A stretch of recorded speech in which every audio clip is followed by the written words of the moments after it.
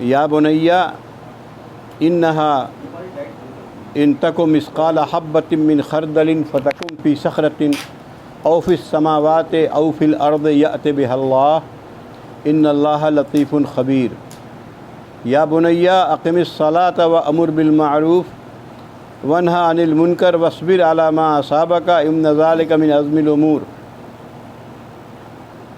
ولا تصعر خدک للناس ولا تمش فی الارض مرحا ان اللہ لا يحب كل مختال فخور واقصد فی مشیک واغضض من صوتک ان انکر الاصوات لصوت الحمیر الم تروا ان اللہ سخر لکم ما فی السماوات وما فی الارض واسبغ علیکم نعمہ ظاہرۃ وباطنہ ومن الناس من یجادل فی اللہ بغیر علم ولا یہدی ولا کتاب منیر صدق اللہ العظیم۔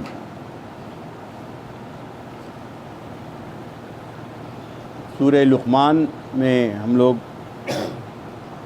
حضرت لقمان کی بیٹے کو نصیحت سن رہے تھے۔ آج بھی اس لیے کم آیت لی ہے، یہاں پر بات ختم ہو جاتی ہے، اس کے بعد دوسری بات شروع ہو رہی ہے۔ تو انہوں نے سب سے پہلے جو بیٹے کو نصیحت کی ہے، تازہ کر لیجیے، انشکر للہ، اللہ کا شکر ادا کرو۔ یہ شکر قرآن کھولیے گا تو الحمدللہ وہ بھی شکر کے معنی میں آتا ہے، یعنی قرآن میں بار بار شکر کا لفظ آتا ہے۔ شکر کا مطلب ہی ہوتا ہے کہ بندے کو یہ جاننا چاہیے کہ ماں کے پیٹ میں آنے سے پہلے سے لے کے موت تک ہمیں جن جن چیزوں کی ضرورت ہے اللہ تعالیٰ مہیا کر رہا ہے۔ جب جو بھی ہماری ضرورتیں ہیں اللہ تعالیٰ مہیا کر رہا ہے، چاہے وہ پانی ہو، چاہے وہ ہوا ہو، چاہے وہ غذا ہو، چاہے وہ ماں باپ کی شکل میں نگرانی ہو، لوگوں کے تعلقات ہوں، بیوی ہوں، بچے ہوں، تو یہ ہر معاملے میں اللہ کا شکر ادا کرنا چاہیے۔ اس شکر کے تعلق سے یہ بات جان لیں کہ اللہ کے نبی صلی اللہ علیہ وسلم نے جو دعائیں جو دعائیں بتائی ہیں، ان تمام دعاؤں کو ایک بار نظر کریں، ان میں کیا چیز ہے۔ کھانا کھانے کے لیے کھانا کھا لیا تو کیا دعا بتائی ہے؟ الحمدللہ الذی، شکر اور تعریف سب اللہ کے لیے ہے۔ اطعمنا وسقانا وجعلنا من المسلمین، یہ بتائی ہے۔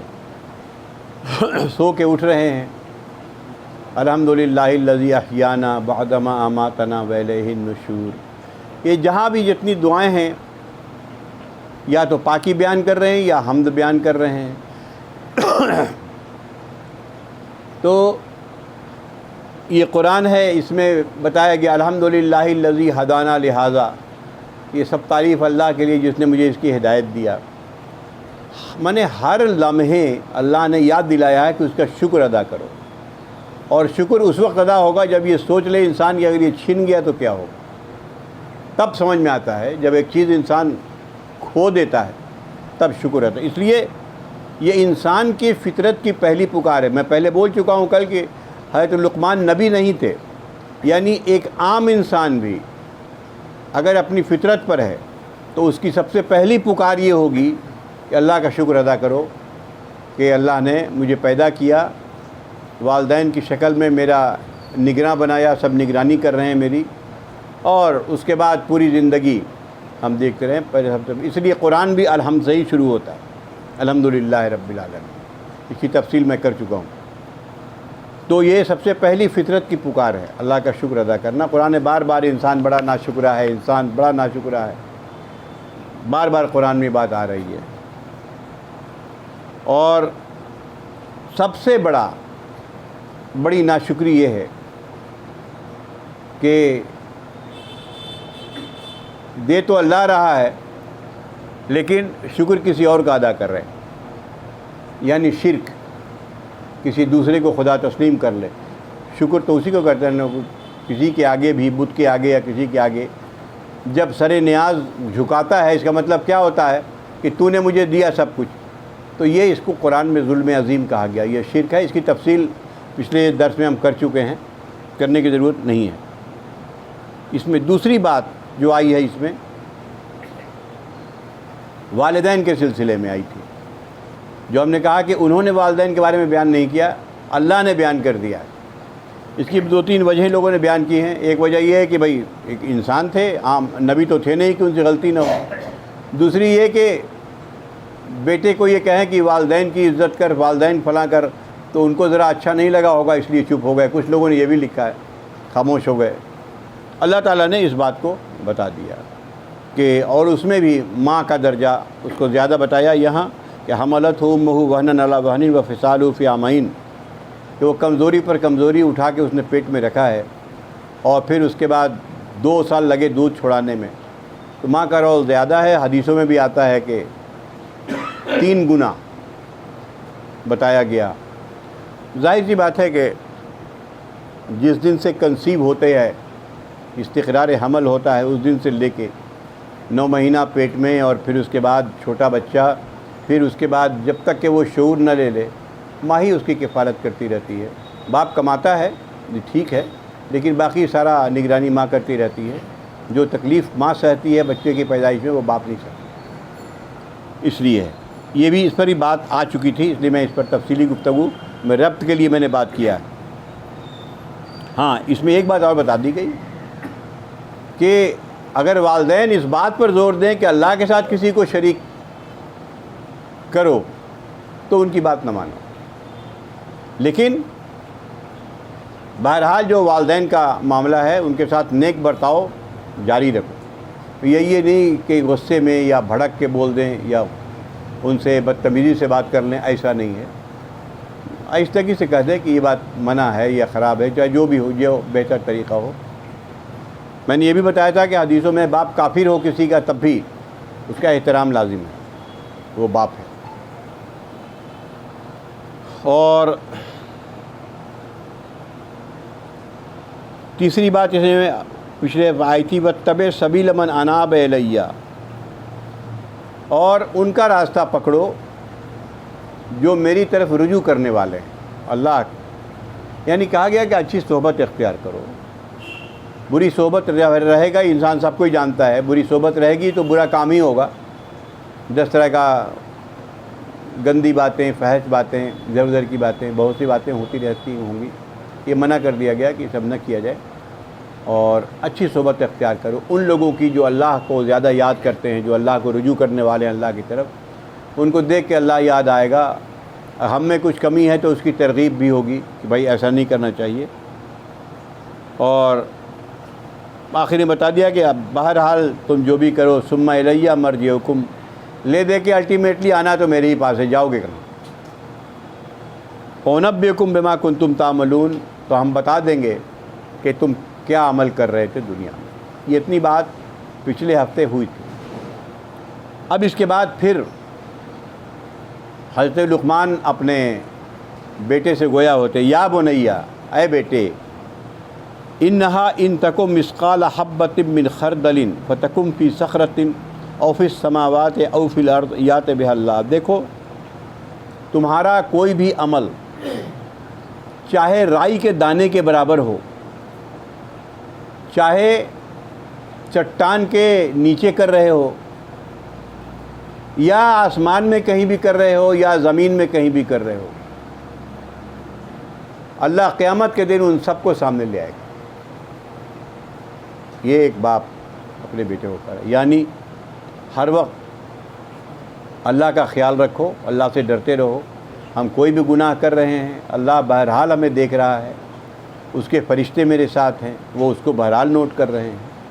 تو یہ ضرور دیکھے انسان۔ اور ان اللہ لطیف خبیر، دیکھو اللہ بہت باریک بھی ہے اور ہر چیز سے باخبر ہے۔ یہ بیٹے کو یعنی یہ بات اس میں بتائی جا رہی ہے کہ اللہ کا خیال، یہ جو ہم لوگ نماز 5 وقت فرض کیا گیا، اس کے علاوہ سنتیں اور نوافل اور اذکار، یہ سب اسی لیے ہے اللہ کا خیال ہر وقت رہے میرے پاس کہ اللہ ہے، اور اللہ وہ دیکھ رہا ہے ہمیں ہر وقت۔ یہ خیال آنا ہی کافی ہوتا ہے، بہت گناہ سے روک دے گا۔ انسان جب اللہ سے غافل ہو جاتا ہے، کوئی نماز ہی نہیں پڑھتا ہے، تو اللہ اس کو یاد کہاں آئے گا؟ وہ تو دنیا میں لگا ہوا ہے اپنا مستی میں، اللہ یاد نہیں آئے گا، 10 طرح کے کرائم کرتا پھرے گا۔ جس کو اللہ یاد رہتا ہے وہ گناہ اس سے بھی ہوں گے، ایسا نہیں ہے کہ کوئی گناہ سے پاک ہو جائے گا، لیکن بہت کمی آ جائے گی اس میں، کرے گا بھی تو ڈرے گا، گناہ ہو بھی گیا تو اللہ سے پھر توبہ کر لے گا، معافی مانگ لے گا، اس لیے کہ اس کو ہر وقت یہ فکر کھائے گی کہ الیہ مرجعکم، بہرحال میرے ہی طرف لوٹ کے آنا ہے، تم کو جاؤ گے کہاں؟ یہ اس کے بعد یہ شرک ہو گیا، اس کے بعد ہر وقت اللہ کو یاد رکھنے کی بات آ گئی، والدین، اس کے بعد یا بنیا، اے بیٹے، اقیم الصلاۃ، نماز کو قائم رکھ، چونکہ اللہ کو یاد رکھنے کا ایک بنیادی طریقہ ہے۔ جس دن نماز چھوٹی اس دن پرابلم کھڑی ہوئی۔ ہم نے میں بار بار کہہ چکا ہوں کہ قرآن کے اعتبار سے جو تاریک نماز ہیں، تاریک صلاۃ ہیں، وہ مسلمان کے زمرے میں نہیں آتے، بالکل صاف صاف۔ دنیا میں بہرحال کوئی میرے سامنے کلمہ پڑھتا ہے تو ہم کفر کا فتویٰ نہیں دے سکتے، ظاہر سی بات ہے، میرے پاس کلمہ جو پڑھے گا وہ کافر، ہم فتویٰ نہیں دے سکتے، لیکن اللہ نے قرآن میں بار بار کہہ دیا ہے کہ یعنی اللہ کی نظر میں وہ مسلم نہیں ہے۔ ٹھیک ہے، دنیا میں چونکہ فیصلہ کرنا ہے تو فیصلہ تو اس کے ظاہر پر ہی کریں گے ہم، تو اس لیے وہ کافر تو نہیں کہہ سکتا، لیکن یہ کفر ہے، صریح کفر ہے کہ نماز کو چھوڑ دیا جائے اور تاریک صلاۃ ہو۔ ہمارے یہاں اس میں بڑی غفلت ہوتی ہے۔ دیکھیے، شادی بیاہ کرتے ہیں، بہت کم ایسا گھر ہے جو پہلے دیکھتے ہیں کہ لڑکا دیندار ہے کہ نہیں، نماز پڑھتا ہے کہ نہیں۔ پہلا سوال ہے لڑکا کرتا کیا ہے جی؟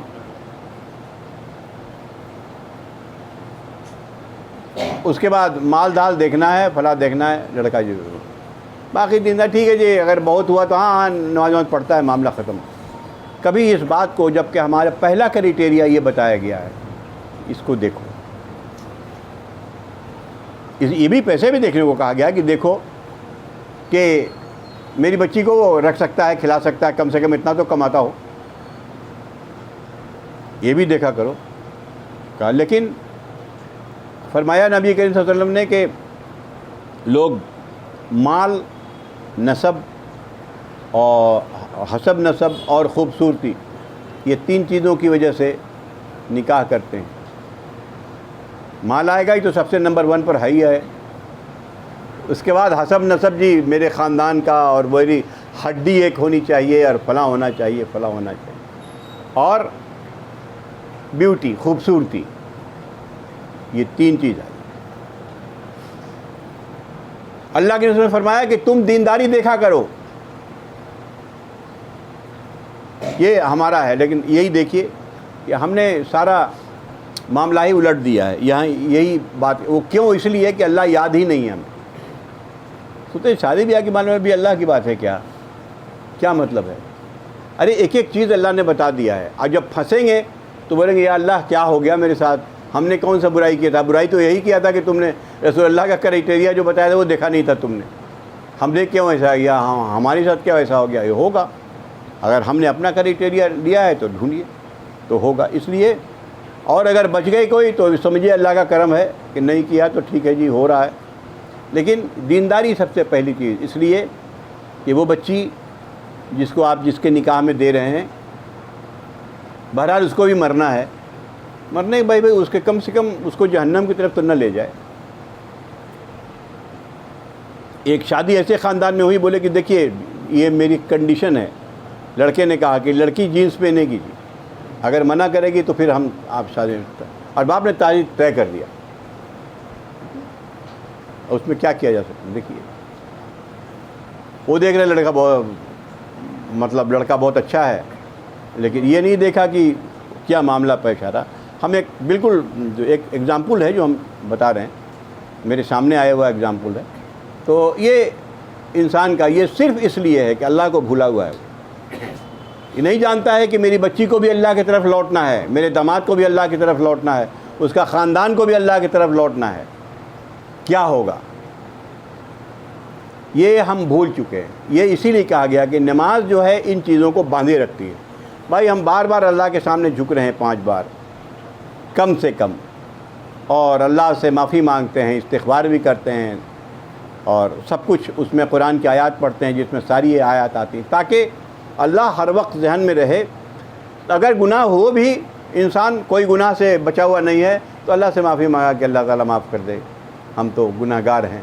تو انشاءاللہ اللہ سے امید ہے اس کی ذات سے کہ معاف کر دے گا. لیکن ہم اس کو بھول ہی چکے ہیں, تو کیا مطلب ہوتا ہے؟ اس لیے سب سے پہلی بات اقیم الصلاۃ, نماز کو قائم کرو. قائم سے مراد بار بار آ چکا ہے, میں بڑی تفصیل میں نہیں جاؤں گا, کہ جماعت کے ساتھ نماز پڑھنا, مسجد ہو, باضابطہ امام مقرر ہو, اذان ہوتی ہو, لوگ نماز پڑھ رہے ہوں. ایک مسلم سوسائٹی کا ایک مرکز ہے مسجد, وہ کمیونٹی سینٹر ہے, یاد رکھیے گا.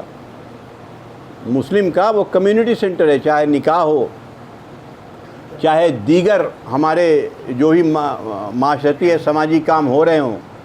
یہاں تک کہ جو مال آتا تھا لڑائی میں بٹوارے کے لیے, وہ مسجد نبوی میں بانٹا جاتا تھا. اس میں کتنا ہنگامہ ہوتا ہوگا, بھائی تم لے لو, تم وہ لے لو, وہ لے لو, یہ ان کا لے لو, وہ ان کا لے لو, یہ چلا ہو رہا ہوگا. مسجد ایک کمیونٹی سینٹر ہے. مسجد تو خالی نماز تک بنا کے محدود ہو گیا ہمارے یہاں, معاملہ ختم ہو گیا. عورتوں کے لیے بند کر دیا گیا, اس کے لیے بند کر دیا گیا, ہمارے سوشل معاملے کے لیے اکا دکا نماز جو ہے نکاح مسجد میں ہوتا ہے, معاملہ ختم. تو یا بنیا اقیم الصلاۃ, نماز کو قائم کرو.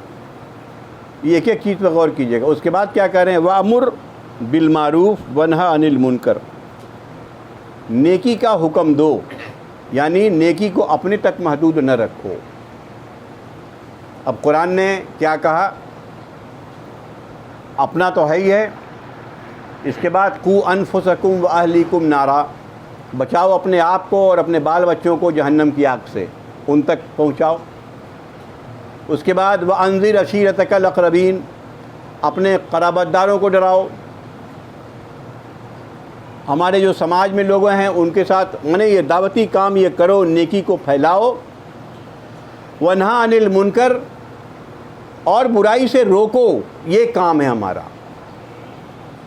ہم صرف لوگوں کو نماز پڑھو, نماز پڑھو, نماز پڑھو, نماز پڑھو, نماز پڑھو. دیکھ لیجیے نماز کے بعد کیا حکم ہو رہا ہے, قرآن میں آ چکی ہے بات. یہ امر بالمعروف یعنی نیکی کا حکم دینا اور برائی سے روکنا جہاں تک ممکن ہے, یہ ہمارے فرائض میں سے ہے. قرآن میں کہا گیا کنتم خیر امۃ اخرجت للناس, تم جو ہے بہترین امت میں سے ہو اور لوگوں کے لیے نکالے گئے ہو. ان کا کام کیا ہے؟ کیوں؟ تامرون بالمعروف وتنہون عن المنکر, تم بھلائی کا حکم دیتے ہو, برائی سے روکتے ہو. جتنا ہم کر سکتے ہیں میرے بس کی ہے, اس میں ہم رک نہیں سکتے. ہم اگر صرف کہیں کہ بھائی چلیے بھائی نماز پڑھیے, نماز پڑھیے, نماز پڑھیے, نماز پڑھیے, نماز پڑھیے, نماز پڑھوا دیا میرا کام ختم, جی نہیں. یہ تو ایک کام ہے. سماج میں 1000 طرح کی برائی پھیلی ہوئی ہے اور ہم مسجد میں تسبیح ڈالتے ہیں, یہ اسلام کا طریقہ نہیں ہے.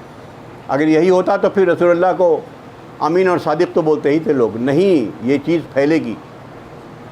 اور ایک حدیث اس سلسلے میں نبی کریم صلی اللہ علیہ وسلم نے بتایا, وہ حدیث یہ ہے کہ من رأى منکم منکرن, بہت مشہور حدیث ہے, فلیغیرہ بیدہ, جو بھی شخص کوئی منکر دیکھے, کوئی گناہ دیکھے ہوتے ہوئے, اس کو اپنے ہاتھ سے روک دے. میری حکومت ہے, شراب پی جا رہی ہے, ہم روک سکتے ہیں؟ بزور روکیں گے, یہ نہیں ہوگا. فمن لم یستطع, اگر اتنی طاقت نہ ہو, میری حکومت نہیں ہے, فباللسان ہی, تو زبان سے برا کہو, کھل کے برا کہو کہ یہ غلط ہے, یہ نہیں ہونا چاہیے, یہ رکنا چاہیے. فمن لم یستطع, اور کوئی ایسا بھی حکومت ہے جو زبان کھولنے نہ دے, فبقلبہ, تو دل میں برا کہو. وہذا اضعف الایمان, یہ ایمان کا کم ترین درجہ ہے, اس کے نیچے کوئی درجہ نہیں ہے. تو یہاں تو کم سے کم کھل کے ہم بول سکتے ہیں. اپنے گھر خاندان میں تو روک سکتے ہیں, بال بچوں کو تو روک سکتے ہیں, دوسروں کو کھل کے بول سکتے ہیں. تو جو ہمیں کرنا ہے وہ ہم ضرور کریں. یہ میرے فرائض میں سے ہے، جیسے نماز فرض ہے ان میں سے ہے. یا بنی اقم الصلاۃ وامر بالمعروف وانہی عن المنکر واصبر علی ما اصابک. یہ ہر جگہ قرآن میں بھی آیا ہے. جب یہ کام آپ کیجئے گا تو ایسا نہیں ہے کہ آپ کو پھولوں کی سیج ملے گا، راستے میں مخالفت ہوگی، لوگ آپ کے خلاف ہوں گے، آپ کے دشمن ہوں گے، آپ کو برا کہیں گے، آپ کے خلاف سازشیں کریں گے، جو رسول کے ساتھ ہوا صلی اللہ علیہ وسلم. تو صبر کرو، مطلب ڈٹے رہو اور اپنا کام کرتے جاؤ برداشت کرتے ہوئے، لیکن یہ کام ہونا ہے. ان ذالک من عزم الامور، یہ بھی کہا جا رہا ہے، لیکن یہ بڑے ہمت کا کام ہے. ظاہر بات ہے یہ ہمت کا کام ہے. تو جتنا میرے بس کی ہے اتنا ضرور کرنا ہے. یا ہم سمجھ لیں کہ ہم نے نماز پڑھ لیا یا محض نماز کی دعوت دے دیا لوگوں کو اور میرا کام پورا ہو گیا. یہ قرآن کی ایک آیت نہیں ہے کہ سینکڑوں آیت ہے. یہ غلط فہمی ہے. ہمارا کام ہے امر بالمعروف و نہی عن المنکر، اپنے بیوی بچوں سے لے کے، خاندان کے لوگوں سے لے کے، سماج کے لوگوں سے لے کے پوری دنیا تک دین کو پھیلانا اور اس کو قائم کرنا. آج میرے پاس طاقت نہیں ہے، ہم کوشش تو کریں کہ بھائی طاقت ہو تو ہم شراب روک دیں گے، اس کی فیکٹری بند کروائیں گے. یہ میرا نیت تو ہونی چاہیے، اللہ اس کا اجر دے گا. اس کے بعد کہا وَلَا تُصَعِّرْ خَدَّكَ لِلنَّاسِ، لوگوں سے اپنا چہرہ نہ پھیرو. یعنی گھمنڈ میں مت رکھو کہ اللہ نے کہیں تھوڑے علم میں بڑھا دیا ہو، تھوڑی دولت میں بڑھا دیا ہو، تھوڑے عہدے میں بڑھا دیا ہو، تو اس کے بعد ہم منہ پھیر کے چل رہے ہیں کہ ہم تو ہم ہی ہیں. نبی کریم صلی اللہ علیہ وسلم کی صحبت میں کون لوگ رہتے تھے؟ غور سے دیکھیے. وہ جو ہمیں ذرا ہمیں بھی دیجیے گا تھوڑا سا پانی، آپ پی لیجیے. ہمیں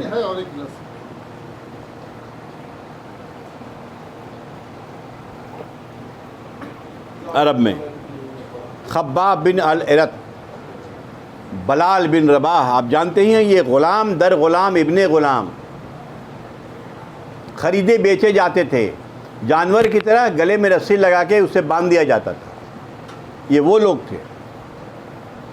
آپ کی خدمت میں جب بیٹھے تو مکے کے جو رئیس تھے انہوں نے کہا کہ محمد صلی اللہ علیہ وسلم، یہ جو تمہارے ساتھ بیٹھے ہیں اگر یہ ہوں گے تو ہم نہیں آ سکتے تمہارے پاس، ان کو ہٹاؤ تب ہم بات کریں گے. اللہ نے قرآن میں حکم دیا کہ وہ تمہارے پاس جو بیٹھے ہیں ان کو کبھی نہ ہٹانا. یہ بلکہ قرآن میں ایک جگہ ان سب پر بڑی وعید آئی ہے کہ یہ بات، ایسے لوگوں سے اگر ہم ملتے ہیں تو مطلب یہ ہوا کہ ہمارے اندر تکبر نہیں ہے، ورنہ انجانا تکبر ہوتا ہے. انجانا تکبر جس کو ہم سمجھتے نہیں ہیں کہ تکبر ہے. ہم نے ایک دو جگہ ایک مثال بھی دیا تھا. ہم کہیں جا رہے ہیں، سپوز کیجئے ایک رکشے والے سے ٹچ کر گیا، 2 تماچا اس کو لگا دیا، اور کار والے سے ٹچ کر گیا تو کیا یار دیکھ کے چلانا نہیں آتا ہے کیا تم لوگ کا؟ حد سے حد یہ ہوگا. کیوں ایسی وجہ ہوئی؟ سوچنا چاہیے ایسی وجہ کیوں ہے، سوائے اس کے کہ وہ غریب ہے، ہمارا کچھ نہیں بگاڑ سکتا ہے، ہم تماچا مار دیں گے، ہمارا کیا بگاڑ لے گا، یہ بگاڑ سکتا ہے اس لیے ہم چپ ہو گئے. یہ سب چھپا ہوا تکبر ہے. انسان کو سوچنا چاہیے کیا ہے. اگر برداشت کیا تو سب کے لیے برداشت ہونا چاہیے، اگر واقعی غصہ ہے تو سب کے لیے غصہ ہونا چاہیے. نہیں کہ نہیں ہوتا. اس طرح چھپا ہوا تکبر بہت ہوتا ہے. ہم گئے کہیں، اب ہم کیوں سلام کریں؟ آپ ہمیں سلام کیجئے، میں بیٹھ رہا ہوں، میں درس دے رہا ہوں، آپ ہمیں سلام کریں گے، ہم آپ کو سلام کریں گے. نبی کریم صلی اللہ علیہ وسلم کا طریقہ تھا. سب سے پہلے لوگ صحابہ کرام نے کہا کہ میں کوشش کرتا رہا کہ پہلے میں کر دوں، لیکن آپ پہلے کر دیتے تھے.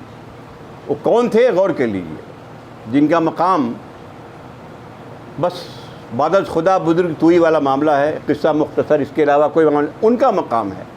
یہ ایسی چیزیں ہیں جو سب کے ساتھ گھر میں دیکھنا چاہتے ہیں، جسٹ آبزرو کرنا چاہیے. اللہ کے نبی صلی اللہ علیہ وسلم نے فرمایا کہ جب تم گھر میں گھسو تو سلام کرو. گھر میں کون ہوتی ہے؟ بیوی، کتنے لوگ بیوی کو سلام کرتے ہیں؟ ذرا سوچ کے دیکھ لیجئے تو بیوی کو سلام کرنے میں کیا چیز ہے؟ کتنے لوگ یہ بیوی کو سلام کرتے ہیں السلام علیکم، سوچتے نہیں بیوی ہم کو سلام کرے گی، ایسا کیوں ہے؟ یہ بھی سب ایک چھپی چیز ہے، ہمارے اندر ایک چیز ہے جو نہیں ہونی چاہیے، یہی چیز بڑھتی ہے پبلک میں۔ باقی اور بڑے بڑے تکبر تو ٹھیک ہے، انسان بھانپ لیتا ہے کہ تکبر میں نہیں رہنا چاہیے، لیکن چھوٹی چھوٹی چیزیں ہیں اللہ کے نبی صلی اللہ علیہ وسلم نے کیوں بتائی؟ اسی لیے کہ یہ چیزیں ٹوٹ جائیں، یہ چیزیں ٹوٹیں، یہ سب حجاب جو ہے ختم ہو جائے۔ ارے ہم بیوی کو سلام کریں یا بیوی ہمیں سلام کرے، اچھی بات ہے، ہم تو سلام تو دعا ہے کہ بھائی بیوی کے لیے سلامتی نہیں چاہے گا تو کون چاہے گا؟ ہاں بیوی میرے لیے سلامتی نہیں چاہے گی تو کون چاہے گی؟ بچے ہمیں ٹھیک ہے، بچے کو چھوٹے کو کہا گیا ہے کہ چھوٹے بچے وہ بڑے کو سلام کرے، یہ ایک ٹھیک ہے، لیکن پہل کرنے کو بھی کہا گیا۔ یہ ایک مثال ہم نے دیا ہے۔ تکبر بہت چھوٹی چھوٹی چیزیں ہوتی ہیں۔ کبھی موقع ملا تو استکبار پر قرآن کی بہت سی آیتیں آ کے استکبار ہے کیا، کسی چیز کو، یہ قرآن کے اعتبار کسی چیز کو صحیح جاننے کے بعد محض اس لیے نہیں ماننا کہ ہمارے دنیاوی مفاد پر زد پڑ رہی ہے، اس کو قرآن نے استکبار کہا، تکبر ہے۔ ہم ایک عمل کر رہے ہیں اور کسی نے مجھے کنونس کر دیا کہ یہ بات غلط ہے، اور ہم کنونس ہو گئے کہ بات تو صحیح کر رہا ہے، لیکن اب ہم کسی وجہ سے بھی اس کو مان نہیں رہے ہیں، بہت سی دنیاوی وجہ ہو سکتی ہے، تو یہ تکبر ہے۔ تو سعیر خدک للناس، لوگوں سے منہ نہ پھیرنا کبھی، لوگ جو ہیں لوگ ہی ہیں، چاہے وہ غریب ہو، لیکن ہمارے اعمال ایسے ہی ہوتے ہیں کہ ہمارے اب خادم ہوتا ہے گھر میں، اس کے ساتھ ہمارا کیا ٹریٹمنٹ ہوتا ہے۔ حضرت انس رضی اللہ تعالیٰ عنہ ہیں، انہوں نے کہا کہ 10 سال تک نبی کریم صلی اللہ علیہ وسلم کی خدمت کی ہے، اور انہوں نے کہا کہ خدا کی قسم کبھی ایسا نہیں ہوا کہ آپ نے یہ کہا ہو کہ کیوں تم نے ایسا کام کر دیا یا کیوں تم نے یہ کام نہیں کیا، خاموش ہو جاتے ہیں۔ ان سب میں ان چیزوں کا مظاہرہ، یہ بڑی ایسی چیزیں ہیں، بڑی باریک باریک چیزیں ہیں جن کو ہم سمجھتے نہیں کہ یہ بھی ایک تکبرانہ مزاج ہے، لیکن ہم کرتے ہیں۔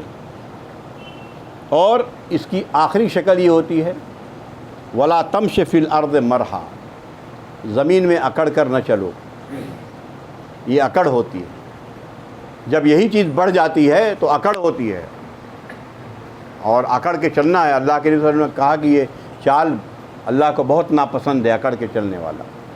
سورہ بنی اسرائیل میں بھی یہی آیت آئی ہے، وَلَا تَمْشِ فِي الْأَرْضِ مَرْحًا۔ اس کے بعد آیا ہے کہ اس سے نہ تم پہاڑ سے اونچے ہو سکتے ہو، نہ زمین کو پھاڑ سکتے ہو، رہو گے تو اتنے ہی، خالی جھوٹ موٹ کا تمہاری اکڑ ہے۔ کس بات پہ اکڑ؟ ایک لمحہ نہیں لگے گا، انسان چلا جاتا ہے، کس بات کی اکڑ؟ وَلَا تَمْشِ فِي الْأَرْضِ مَرْحًا، یہ اس کی تکبر کی آخری شکل ہے کہ ہم بالکل اکڑ کے رہیں لوگوں کے سامنے، اور لوگ دائیں بائیں آگے پیچھے۔ یہ نبی کریم صلی اللہ علیہ وسلم محفل میں اونچا بیٹھنا پسند نہیں کرتے تھے کہ نہیں، مطلب لوگ ایسا، یہ ظاہر سی بات ہے وہ اونچے پر بیٹھنا چاہیے ان کو، لیکن انہیں ہمیں سکھانا تھا۔ تم دیکھو یہ معاملہ ہے، لوگ تمہارے ساتھ بیٹھے۔ ان اللہ لا یحب کل مختال فخور، یاد رکھنا کہ اللہ اترانے والے کو اور فخر کرنے والے، تکبر کرنے والے کو کبھی پسند نہیں کرتا۔ اس لیے کہ بڑائی اور کبریائی تو صرف اللہ کے لیے ہے، ہم کس بات کے بڑے ہیں؟ بڑائی تو صرف ہم جب نماز میں ہر وقت اللہ اکبر اللہ اکبر اللہ اکبر، ہماری بڑائی کہاں ہے؟ بڑائی تو صرف اللہ کی ہوتی ہے۔ ہم تو چاہے دنیاوی اعتبار سے مال میں بڑھ جائیں، علم میں بڑھ جائیں، عہدے میں بڑھ جائیں، خوبصورتی میں بڑھ جائیں، لمبائی چوڑائی میں بڑھ جائیں، جو بھی بڑھ جائیں، اللہ نے سب کو ایک سے چھینا ہے، دوسرے کو کچھ دیا ہے۔ کسی کو علم دیا ہے، کسی کو مال دیا ہے، کسی کو خوبصورتی دی ہے، کسی کو کچھ دیا ہے، کسی کو کچھ دیا ہے، یہ تو سب ملا کے برابر ہو جاتا ہے ایوریج۔ خود قرآن میں اللہ نے ان باتوں کو کہا ہے کہ ہم نے ایک دوسرے کو فضیلت دی ہے، مال میں بھی دیا ہے اللہ نے۔ تو اس کی وجہ سے کسی پر اترانا، چلنا، تکبر دکھانا، یہ اللہ کو پسند نہیں ہے۔ اس میں بڑی احادیث آئی ہیں اس سلسلے میں۔ وقصد فی مشیکا، یہ آخری بات بتائی جا رہی ہے۔ وقصد فی مشیکا، اپنی چال میں اعتدال رکھو. چال بھی انسان کے تکبر کو ظاہر کرتی ہے. ہم لوگ بولتے ہیں نا بہت اترا کے چال چل رہا ہے, بہت اکڑ کے چل رہا ہے, بڑا دکھاوا چل رہا ہے. تو بادشاہ کی چال, فلاں کی چال. چال میں اقتصاد اختیار کرو, یعنی میانہ روی اختیار کرو. نبی کریم صلی اللہ علیہ وسلم کے بارے میں حدیثوں میں آتا ہے کہ آپ